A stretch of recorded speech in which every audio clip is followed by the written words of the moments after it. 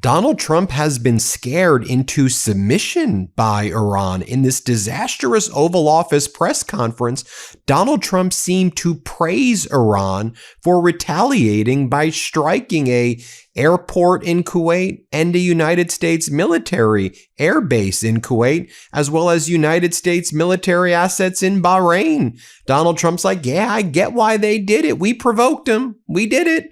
We breached the ceasefire. We attacked Iranian assets in the Strait of Hormuz. So when you do that, this is what you come to expect. And Iran is seeing this for the weakness that it is. Also, remember, what was it, about a year ago or so, when Donald Trump did the same thing with the Houthis in Yemen? And he praised them. He goes, they're so courageous. I think the Houthis are among the toughest people out there. And what this is demonstrating over and over again is that when you assert yourself and stand up to Donald Trump, he folds. He submits very quickly. Now, Donald Trump should not have pursued this unlawful and catastrophic war in the first place. Donald Trump should immediately withdraw from this catastrophic war because every day he compounds the problems and makes it worse. It's just a sight to behold as he'll make these social media posts threatening to end the Iranian civilization and wipe them out. And then Iran punches back and Donald Trump quite literally curls into a ball. He's scared to death. Let me just share with you what went down. And I want to show you the parallels here with the Houthis. Iran learned this lesson. I mean, the Houthis are proxies of the Iranian regime. But let's just talk about what just went down. You have the Iranian foreign minister, Araghchi. He comes out with the following statement on Iranian TV. Any attack on Beirut will have serious consequences and will lead to the full resumption of war. MB Ghalibaf, Iran's parliament leader, says the Iranian people have shown in their confrontation with the United States and the Zionist regime that the era of threatening Iran without the cost has come to an end, and that any aggression will be met with a firm, proportionate, and regret-inducing response. And then you had Abraham Azizi, who's a high-level Iranian leader in their Parliament's National Security Council. He responds to one of Donald Trump's advisors, Dan Scavino, trying to, meme that time is up. And Abraham Azizi posts this. Let's play it.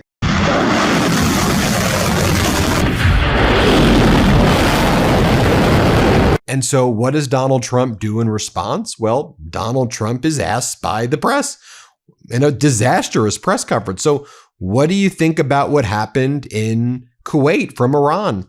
And we've seen the Kuwaiti airport. We've seen the United States assets in the military base. So in Kuwait, their military air base with the United States is basically right next to the commercial airport and the international airport.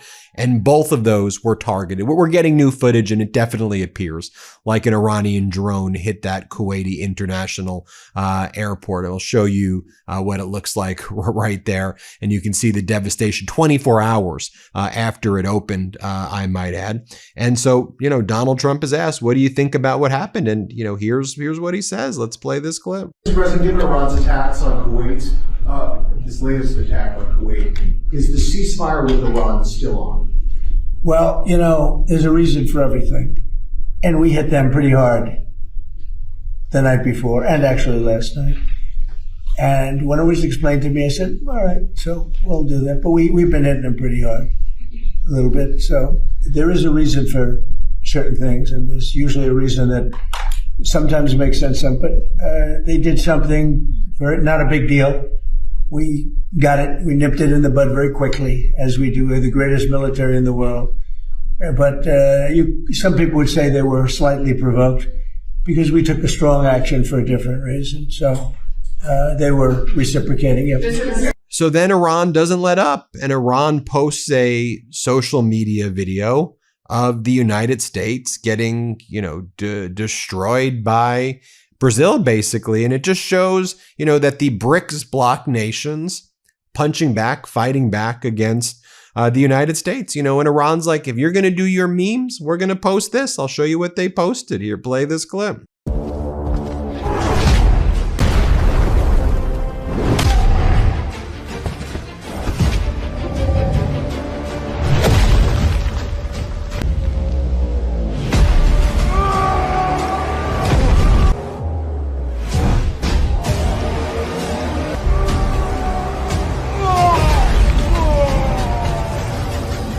Now, let me just remind you, about a year ago or so, what Donald Trump said about the Houthis, just so you recall. Here's what he said about the Houthis being brave and courageous. Here's what he said. Let's play this clip. Good. As you know, we had a very good outcome with the Houthis, and we honor their word. I mean, they made a commitment, and we dealt with other countries that were close to them and their surrogates, and we honor all of their words. We'll see what happens, but I think, I believe that hopefully that's over with, and they'll leave the ships alone, just leave those ships alone. But so we do. We take their word for it. It was, we hit them very hard. They had a great capacity to withstand punishment. They took tremendous punishment. And, you could say there's a lot of bravery there. It was amazing what they took. But we honor their commitment and their word. They gave us their word that they wouldn't be shooting ships anymore. And then Donald Trump just looked like a defeated person in the Oval Office. He was lethargic. He looked sickly. He was attacking a female reporter for not smiling more. It's like, you need to smile. You need to smile. Here's what he said. Smile. She never smiles. She's a young, beautiful woman, never smiles. I never see a smile off her face. I see her standing there with hatred in her eyes. Like she has hatred because we have borders, because we have a strong military. Then he just started dropping his pens on purpose on the floor and making Peter Navarro pick it up. It was quite weird. I'll show you this. Let's play it. Very much. It's great. Thank you, Mr. President. Do you have any questions of this? He then went back to his safe space talking about crowd sizes and claimed that he gets bigger crowds than Martin Luther King. I'll show you this. And you'll see the ramp too. We're keeping the ramp. That was for FDR. He needed a ramp, as some people would know. And in his honor, we're leaving it. I wanted to leave it. It means something. The other thing that we're doing that's taking place right now is the Lincoln Memorial has a beautiful reflecting pond or lake. They call it a pool, lake, and pond. Everything is different, but the word reflecting is a good term. It was built in 1922, and it was built out of granite and various stones on the bottom, and it never looked great because that's not really meant to be a stone that's underwater for that much of a period of time. It's about 1.5 to 2 feet deep. You all know it well. That's where Martin Luther King gave his great speech, and he had 1 million people, and I had the same exact crowd, maybe a little bit more, but they said I had 25,000 people on July 4th. I have pictures of Martin Luther King's crowd, my crowd. It's the exact same everything, but it was 70 years difference. The exact same crowd, but I actually had more people, but that's okay. They gave him 1 million people. They said 1 million people, and I had 25,000 people. So, but these are the things that you get with we had on July 4th, a few years ago, first term. So you have this reflecting lake. He then just kept on attacking Caitlin Collins at CNN. I'll show you over here. Just to clarify on what you said, excuse me, Mr. President, just to clarify on what you were asked earlier, is the $1.8 billion DOJ fund dead or is it on hold? It's, I'd have to ask the lawyers. I don't know. I know one thing, the weaponization. Are you talking about the weaponization fund? Yeah, what's your decision? The weaponization fund, as far as I'm concerned, was a beautiful thing. It was something I didn't make it, but I heard that. I thought that was the greatest thing because people like you have abused our people so badly. The fake news like CNN, like the New York Times and like others have abused our people. Wait a minute, be quiet. Have abused our people so badly, and you should be ashamed of yourself. You used to be a conservative. She was a conservative from Alabama. Can you believe it? But CNN, in particular, CNN does such false reporting. But now they have new ownership, so maybe it'll straighten it out. I doubt it. But it's hard to straighten garbage out. But CNN has abused, and others have abused so badly. And then his insults at Democrats. Oh, they're Democrats. D-U-M-O-crats. Ha, ha, ha, Democrats. And then the White House, I'll show you that clip. Let's play it. Iran nuclear deal penned by Barack Hussein Obama. It's one of the dumbest deals I've ever seen. And this has no relation to Hussein Obama. It's one of the dumbest deals I've ever seen. And this has no relation. I like these morons, these Democrats, D-U-M, Democrats, that go on television and say, oh, well, this is just like the Obama did. This is the exact opposite. This is no path to a nuclear weapon. That was a absolute path to a nuclear weapon that you couldn't have done anything about. This is the exact opposite. They gave billions and billions of dollars to Iran, including $1.7 billion put into a Boeing 757 with the seats taken out because there wasn't enough room if you left the seats, with $1.7 billion in cash taken from the banks in D.C., Maryland, and Virginia, and flown to Iran. 1.7 in green cash, and then tens of billions of dollars given to Iran by our government. Then he was holding up this weird sign saying that our pool is bigger than skyscrapers.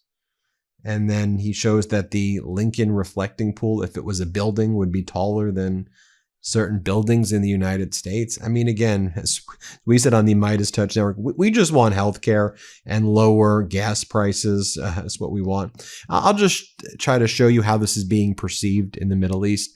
And this is what Hamid Reza Azizi explains.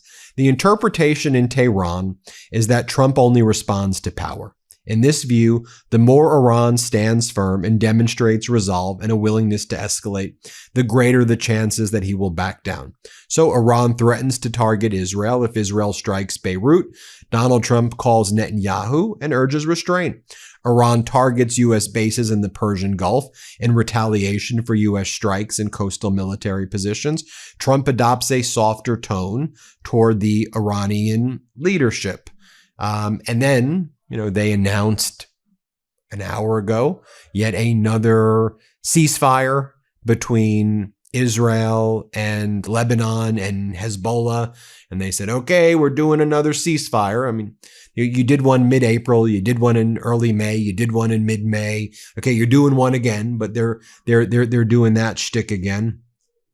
Donald Trump gave that weird interview with the New York Post, and here's what he said about the Ayatollah. Here, play this clip. So who's making the decisions? Well, they say he is giving approval because that's the way it has been for a long, long time.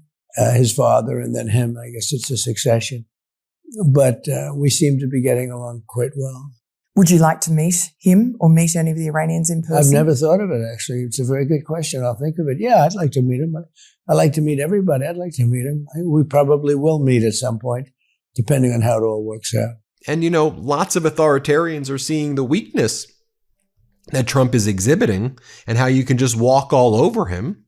And then he backs down. I mean, look, you had Vladimir Putin threatening nuclear triad with Belarus and Putin trying to, I guess, intimidate Donald Trump and Zelensky, I suppose, but Zelensky won't be intimidated by those barrage of ballistic missile, hypersonic, and drone strikes in Kyiv that we've been seeing these past nights.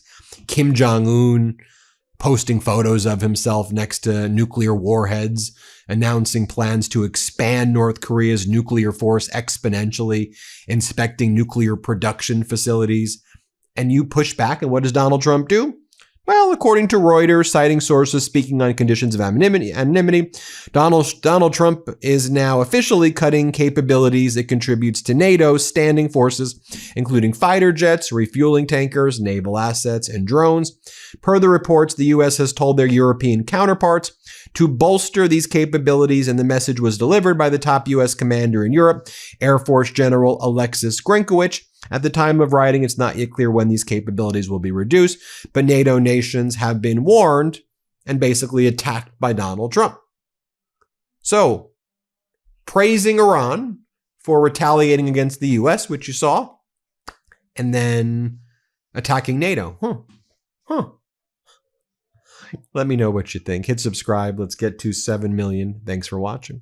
Love this video? Support independent media and unlock exclusive content, ad-free videos, and custom emojis by becoming a paid member of our YouTube channel today. You can also gift memberships to others.